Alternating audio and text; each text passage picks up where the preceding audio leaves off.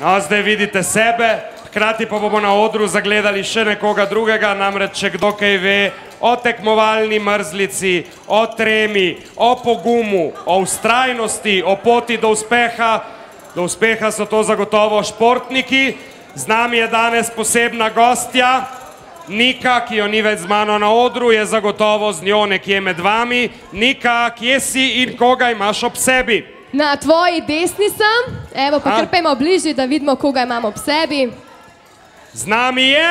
Vesna Fabjan! Pa kar gremo bližje. Pozdravljena, živijo. Čutiš to tekmovalno energijo v dvorani, je kaj podobna tej na tekmah? Je, bom rekla, tukaj je še hujška na tekmah. Tukaj je še hujška na tekmah, a ne? No, dokažite še enkrat z enim aplavzom za Vesno.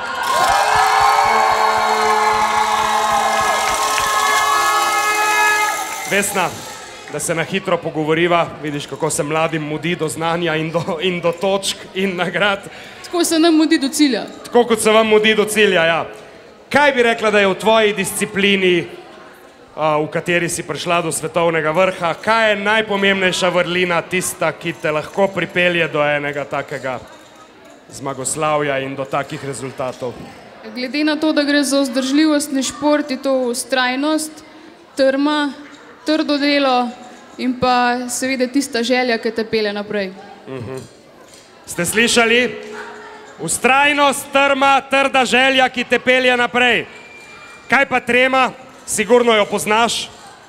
Ja, sploh, ko sem bila še mlajša, sem imela ogromno treme pred tekmo, tudi jokala sem in podobno, ampak z leti se potem navadaš, večkrat greš na štart, je lažje, mogoče pa za tiste velike tekme, ko so pričakovanja precej visoka, pol tudi pride trema in kakšno noč malo slabo spiš. In kako potem premagaš tremo pred tekmo?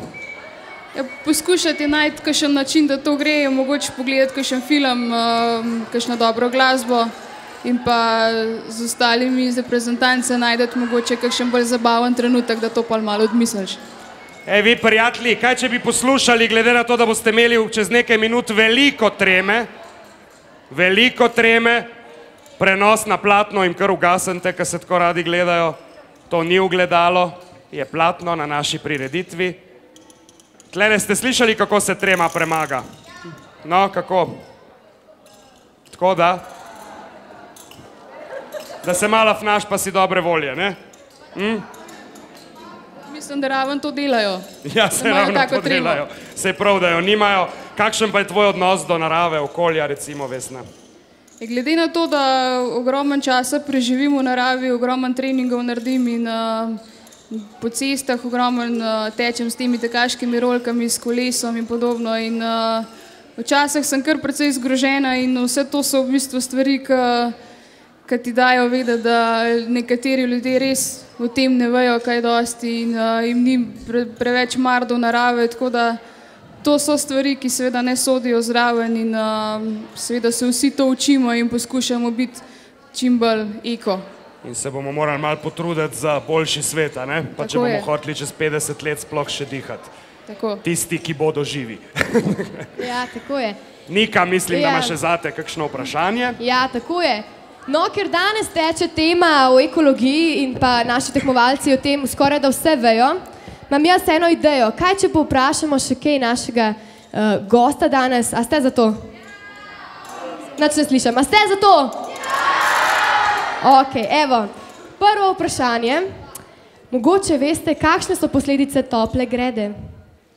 Ja, mogoče mi to kot športniki, zimski športniki, predvsej to opazimo, ker včasih so bile zime predvsej bolj mrzle in je bilo dlje časa ogromno snega, pa tudi pri nas še, tako da zdaj moramo pa ogromno časa iskati, bom rekla, ugodne snežne razmere, kje druge, tako da so tudi že tukaj to vidi. Ja, torej se temperatura viša vedno bolj, ne? Tako. Bravo, en aplavz za pravilni odgovor.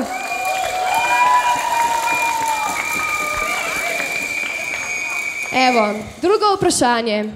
Kako lahko vplivamo na učinkovitejšo rabo energije? Ja, zdaj v bistvu malo bolj sem na tekočem o tem, ker si urejam stanovanje in kakšne eko-žarnice in podobno.